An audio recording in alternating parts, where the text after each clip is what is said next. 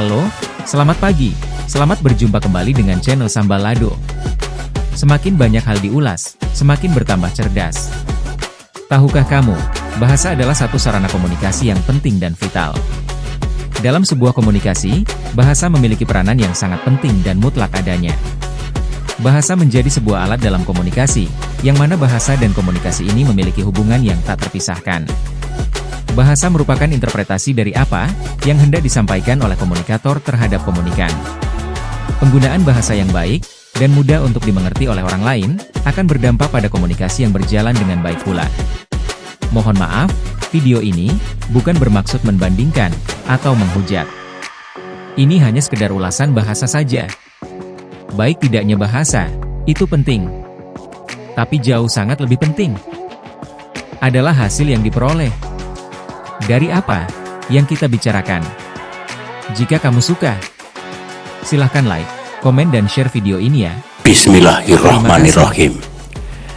Yang saya cintai Bapak Purbaya Yudi Sadewo, Chairman of the Indonesia Deposit Insurance Corporations. Thanks for your nice introductions and opening. Distinguished guests, honorable speakers, and forum participants, ladies and gentlemen, I am honored and delighted to be here tonight at the Bloomberg CEO Forum 2024. This is a gathering of visionary leaders who would shape the global business landscape today and tomorrow.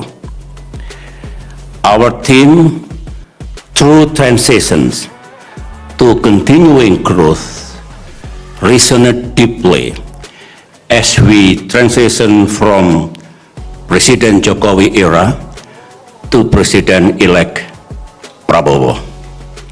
The theme is both timely and relevant as we navigate a rapidly changing world that will impact all countries. As we reflect our past, we recognize the significant progress Indonesia has made.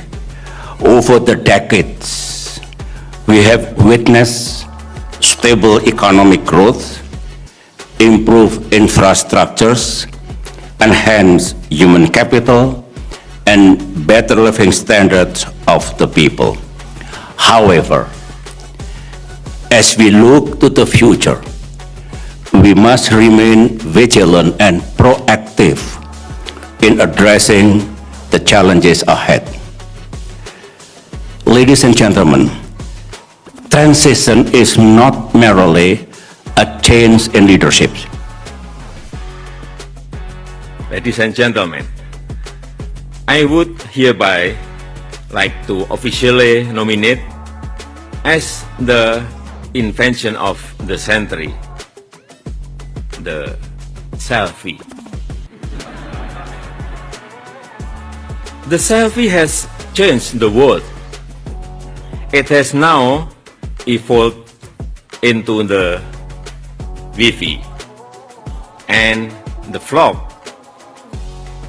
Here is a park in Indonesia, this in Kalibiru near Yogyakarta in Indonesia, where people are waiting in line for hours for the chance to take the perfect selfie.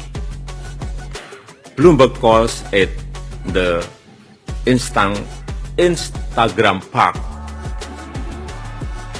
Or shall we say, the threat of food insecurity is an existential threat to humankind, because without food there is no civilization, there is no humankind. Because of the expert standing here, I do not pretend or aspire to give an expert perspective. I will give an overview of the Indonesian perspective on this issue, and perhaps this can help contribute to our general understanding. First of all, food, energy, and water actually is one cycle that is interrelated. To secure food, we need water.